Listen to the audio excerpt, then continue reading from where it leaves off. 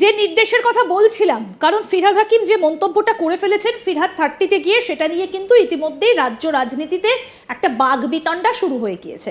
কারণ গত 3 সপ্তাহ ধরে মুখ্যমন্ত্রী মমতা বন্দ্যোপাধ্যায়ের যে স্ট্যান্ড, যে পথে তিনি চলছেন, কোথাও যেন তাতে একটু বাধা দিয়ে ফেলেছেন কি, বা এই যে আমরা বলি যে একটু চোনা ফেলে দেওয়া দুধের মধ্যে, তো এরকম কি কোনো কাজ করে ফেলেছেন ফিরহাদ হাকিম? সেটা নিয়ে কিন্তু প্রশ্ন উঠছে। তাই তিনি রীতিমতো কড়া বার্তা দিয়ে ফেললেন ফিরহাদ হাকিমকে। তিনি তাকে কোথায় পাঠালেন, আসুন কি নির্দেশ দিলেন মুখ্যমন্ত্রী সেটা বরং শোনাই আপনাদের, তাহলে বুঝতে পারবেন। এই নির্দেশটা তিনি 17ই ডিসেম্বর দিয়েছেন, শুনুন। ববি, মন্টুরাম পাখিরা, দিলীপ মণ্ডল, নীলিমা মিস্ত্রি, যোগরঞ্জন হালদার এবং ওখানকার লোকাল এমপিকেও নিতে বলছি। ববি, তুমি পুণ্যস্নান হয়ে গেল আর চলে এলাম হবে না, বাড়ি ছেড়ে 3-4 দিন থাকতে হবে, কিছু করার নেই। Because you are the incharge, if anything happens and I will catch you. অনির্বাণের কাছে যাব। অনির্বাণ, এটা কি পাপ স্খলন? কারণ যখন মুখ্যমন্ত্রী নির্দেশটা দিচ্ছেন, একটা মানুষের শরীরী ভাষা তো বোঝা যায়, কোথাও কি একটু অন্যরকম মনে হলো? দেখো, এই মুহূর্তে দাঁড়িয়ে কিন্তু স্পষ্টত এই যে কথাটা মুখ্যমন্ত্রী মমতা বন্দ্যোপাধ্যায় বললেন, তিনি কিন্তু সরাসরি বুঝিয়ে দিলেন যে ফিরহাদ হাকিম, তোমাকে কিন্তু দায়িত্ব ভার দেওয়া হয়েছে এবং তোমাকে দায়িত্ব নিতে হবে। এবং কিসের দায়িত্ব নিতে হবে মূলত সেটা আমরা একটুখানি এবার খোলসা করে বলে দিই। যে গঙ্গাসাগর নিয়ে রিভিউ মিটিং ছিল, এবং অবশ্যই আমরা জানি যে গঙ্গাসাগর সনাতন ধর্মের অন্যতম একটি বড় তীর্থস্থান, এবং সেখানে কিন্তু মানুষজন সংক্রান্তি করতে যান, এবং সেই সংক্রান্তির দিনের একেবারে সংক্রান্তির দিনে পুণ্য স্নান করতে যান, এবং সেখানে কিন্তু মূলত এই মুহূর্তে দাঁড়িয়ে দায়িত্ব দেওয়া হলো কাকে? ফিরহাদ হাকিমকে। কলকাতার মেয়র ফিরহাদ হাকিমকে দায়িত্ব দেওয়া হয়েছে যে তিনি যাবেন, এবং এই যে লাখে লাখে মানুষ যান, বিভিন্ন শহর, বিভিন্ন দেশের কোণার থেকে মানুষেরা আসেন, এবং তারা যে যান, সাধু সন্তরা যান, যাতে কোনো রকম অপ্রীতিকর ঘটনা না ঘটে সেই দেখার দায়িত্ব কিন্তু মুখ্যমন্ত্রী মমতা বন্দ্যোপাধ্যায় কড়া ভাষায় দিয়ে দিলেন। এবং শুধু তাই নয়, এর পেছনে কিন্তু বুঝিয়ে দিলেন যে ফিরহাদ হাকিমকে কোনোভাবেই যে কোনো রকম কিন্তু আলটপকা মন্তব্য করলে চলবে না, তাকে দায়িত্ব নিতে হবে। এবং এই যে সনাতন ধর্মের যে অনুষ্ঠান বা এই যে উৎসব, সেই উৎসবে শেষ পর্যন্ত থেকে তাকে কিন্তু আসতে হবে।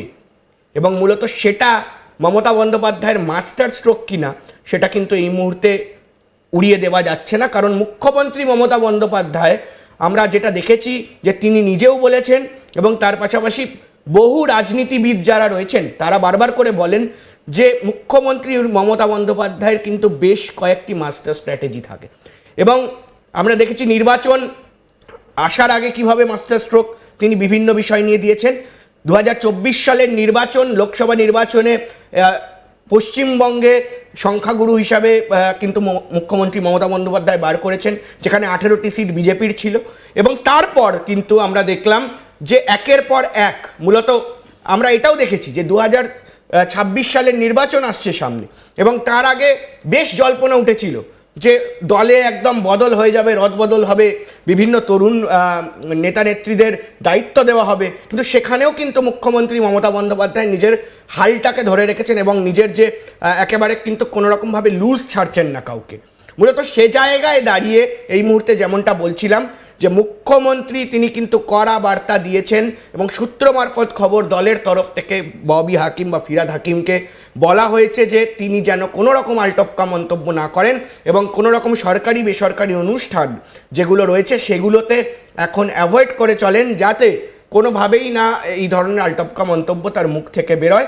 এবং তারপরেই আমরা কি দেখলাম যে মুখ্যমন্ত্রী মমতা বন্দ্যোপাধ্যায় তিনি কিন্তু সরাসরি বলে দিলেন যে তাকে কিন্তু দায়িত্ব নিতে হবে। এবং কিসের দায়িত্ব নিতে হবে, কোন অনুষ্ঠানে যেতে হবে, এটা কিন্তু এটা গঙ্গাসাগর অনুষ্ঠান, সনাতন হিন্দু ধর্মের অনুষ্ঠান। মূলত এখানেই কিন্তু স্পষ্ট হয়ে যায় যে কোন দিকে খেলাটা ঘুরছে। অর্থাৎ কোথাও যেন কোনোভাবে যেন বিজেপির হাতে এতটুকু সুতোও একেবারে আলগা না পড়ে, অর্থাৎ একেবারে কোষে রাশ টানছেন এখনই মুখ্যমন্ত্রী মমতা বন্দ্যোপাধ্যায়। কারণ আমরা জানি যে 2024 শেষ, মাঝে একটা বছর, হয়তো সামনের বছর এই সময় একেবারে ভোটের দামামা বেজেই যাবে, ভোটের রণকৌশল মোটামুটিভাবে আর 6 মাসের মধ্যেই ঠিক হয়ে যাবে এবং তারপরে কিন্তু শুরু হয়ে যাবে জোর কদমে একেবারে প্রচার, কৌশল, স্ট্র্যাটেজি সবকিছুই ঠিক হয়ে যাবে।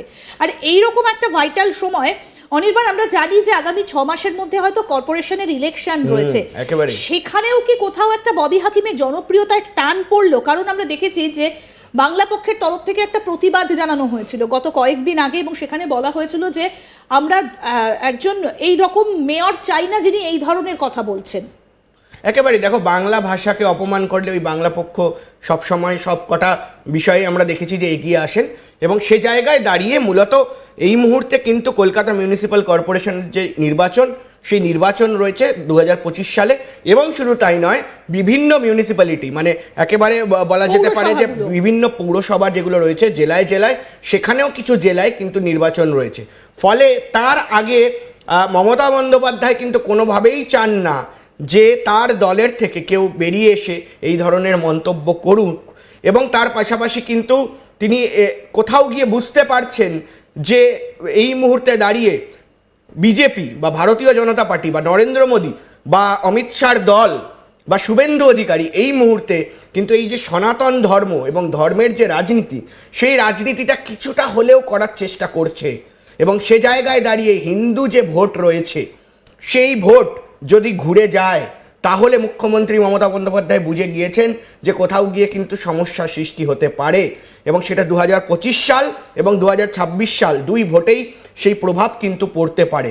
ফলে এই মুহূর্তে দাঁড়িয়ে বলাই যায় যে মুখ্যমন্ত্রী মমতা বন্দ্যোপাধ্যায়ের স্ট্র্যাটেজি, যেভাবে উনি ছক কষছেন বা যেভাবে উনি রাজনীতির দাবা খেলাটাকে সাজাচ্ছেন, সেভাবে অবশ্যই যে এই মুহূর্তে কিন্তু আমরা দেখেছি শুভেন্দু অধিকারী বিরোধী দলনেতা ইতিমধ্যেই কোণঠাসা হয়ে গিয়েছেন এবং তার পাশাপাশি এই মুহূর্তে বিজেপির কাছে আর কোনো ইস্যু নেই একেবারে। কারণ যেভাবে তিনি মুসলিম প্রীতির কথা তুলে ধরেছিলেন, নানা অভিযোগ করেছিলেন, এমনকি বেগম পর্যন্ত বলেছিলেন মুখ্যমন্ত্রী মমতা বন্দ্যোপাধ্যায়কে, এবং তারপরে এইভাবে 360 ডিগ্রি পুরো পরিস্থিতি বদলে যাওয়া, যেখানে তিনি দীঘাতে গিয়ে জগন্নাথ মন্দিরের উদ্বোধনের কথা বারবার করে তিনি ঘোষণা করলেন, কি কি করেছেন সেগুলো বললেন, কিভাবে হয়েছে, কাজ কিভাবে এগিয়েছে, এবং পাশে রাধারমণ দাস তিনি দাঁড়িয়ে রয়েছেন।